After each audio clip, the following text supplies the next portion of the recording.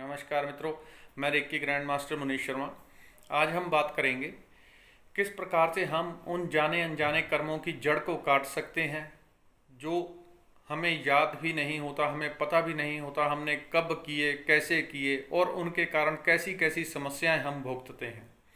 कोई शारीरिक, कोई मानसिक, आर्थिक, भावनात्मक, परिवार में कोई किसी प्रकार की समस्याएं लगातार चलती रहती हैं। जीवन में क्यों चलती हैं, उन कारणों को कैसे काटा जा सकता है, किस प्रकार से उन कर्मों से पीछा छुड़ाया जा सकता है जो कि वास्तव में इतने बड़े भी नहीं होते।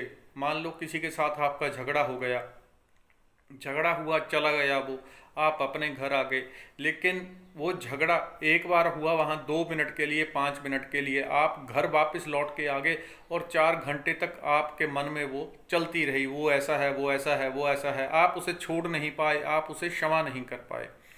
क्या हुआ? आपके शरीर का, आपके चेतन, आपके अवचेतन मन का, आपकी आत्मा का एक हिस्सा वहीं पर अटक गया।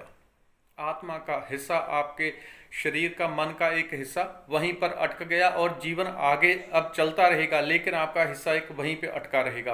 वो बात आपके भीतर बैठी रहेगी कि उसके साथ ऐसा हुआ। 4 घंटे आपने उस चीज़ को साइकिल किया, 4 बार 4 घंटे आपने उसको दोहराया, उसने ऐसा किया, ऐसा किया, ये किया, वो इतना बुरा है, वो ये है, वो ये है। कुछ लोग तो कई कई महीनों तक उस चीज़ को नहीं छोड़ पाते, पूरा पूरा दिन नहीं छोड़ पाते, पूरा पूरा दिन चलते रहते हैं।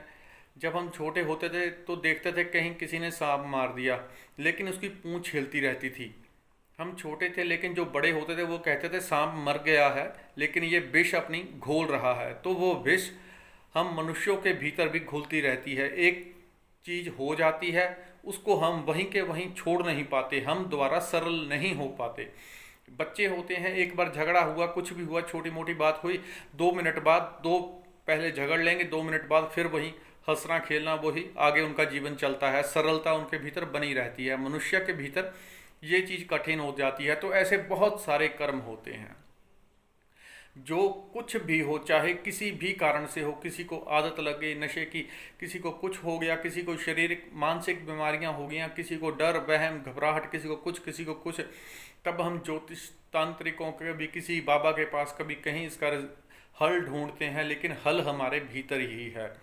कैसे उसको काटा जा सकता है, उस कर्म से कैसे बचा जा सकता है, उसको कैसे आप खुद ही काट सकते हैं, क्योंकि आपने खुद ही उस चीज़ को पैदा किया था और वो आपके अवचेतन मन में, आपके सबकॉन्शियस माइंड में रुकी हुई थी। आपके अवचेतन मन का हिस्सा वहाँ पे ठहर गया था, वहाँ पे गांठ बन गई थी। अब वो गांठ बढ़ती बढ़ती शरीर तक आ गई और शरीर में या मन में या कहीं और किसी न किसी प्रकार की उसने समस्या पैदा कर दी है। उसको कैसे काटा जा सकता है? तो इस चीज़ के लिए सबसे पहली आपको बड़ी अच्छी एक टेक्निक बताता हूँ। पहले थोड़ी सी उसकी मूल बात को समझ लें। देखिए, जो कुछ भी होता है, हमने कभी जाने में, अनजाने में किसी को दुख दिया, किसी का बुरा किया, गलती में, गुस्से में, किसी भावना के वशीभूत होकर, किसी कारण के वशीभूत होकर हमने किसी का बुरा कर दिया, किसी का अहित कर दिया, किसी का कुछ भी कर दिया, तो क्या होता है, वो चीज और उस व्यक्ति के जो मन में हमारे प्रति भरा है, उसके जिसके साथ मैंने बुरा किया है, उसके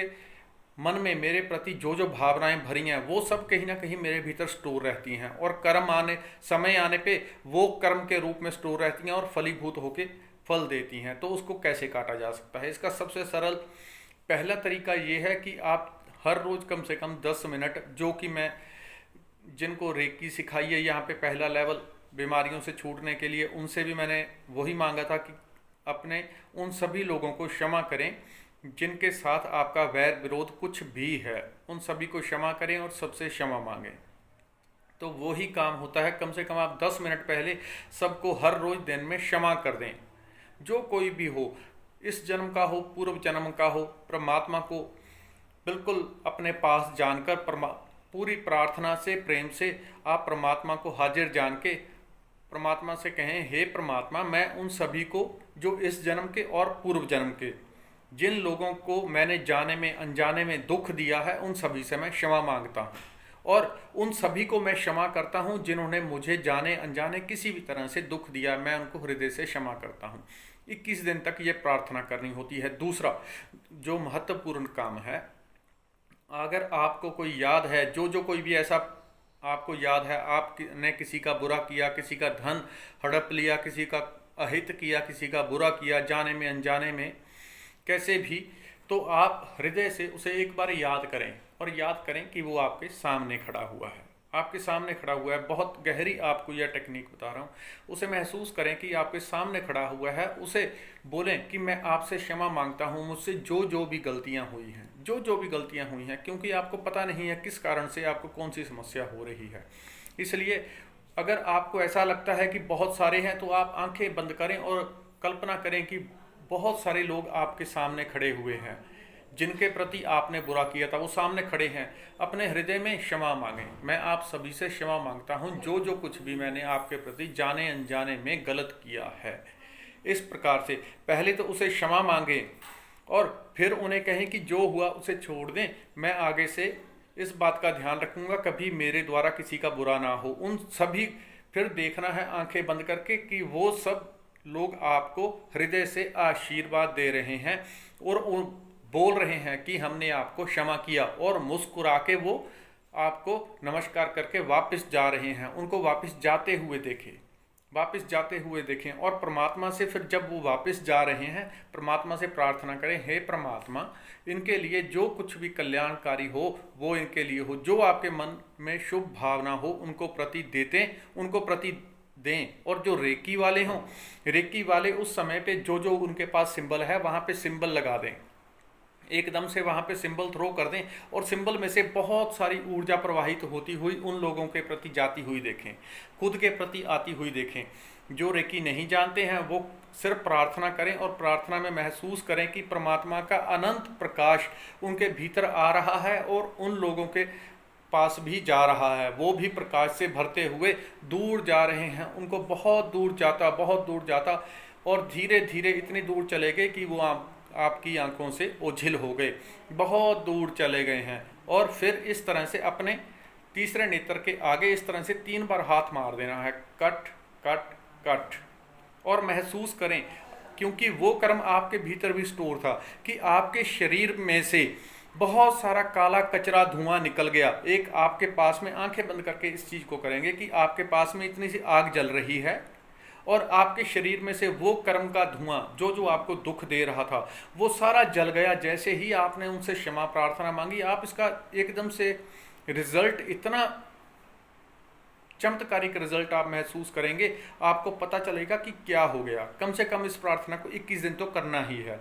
एक बार में भी रिजल्ट मिलता है, कुछ लोग तो एक ही बार में बहुत अच्छा रिजल्ट पा लेंगे। जो जितने सरल होंगे, जितनी गहराई से कर लेंगे, उतनी जल्दी रिजल्ट उनको मिल जाता है।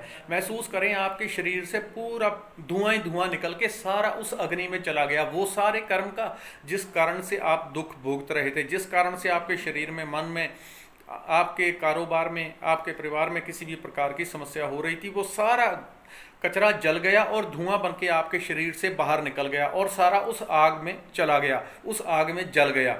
इस प्रकार से वो सारा कचरा निकल के उस आग में जल जाता है और आप शुद्ध हो जाएंगे। आप 5 मिनट इस चीज़ को उसके बाद लगातार फील करें कि आपके शरीर से लगातार कचरा निकल के, लगातार कचरा निकल के उसके आग के भीतर जा रहा है। 2 मिनट 5 मिनट इस चीज़ को फील करें और अपने आप को बहुत हल्का प्रकाश से भरा हुआ महसूस करें।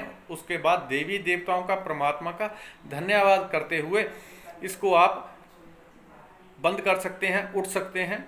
इस वीडियो में इतना ही। धन्यवाद, नमस्कार।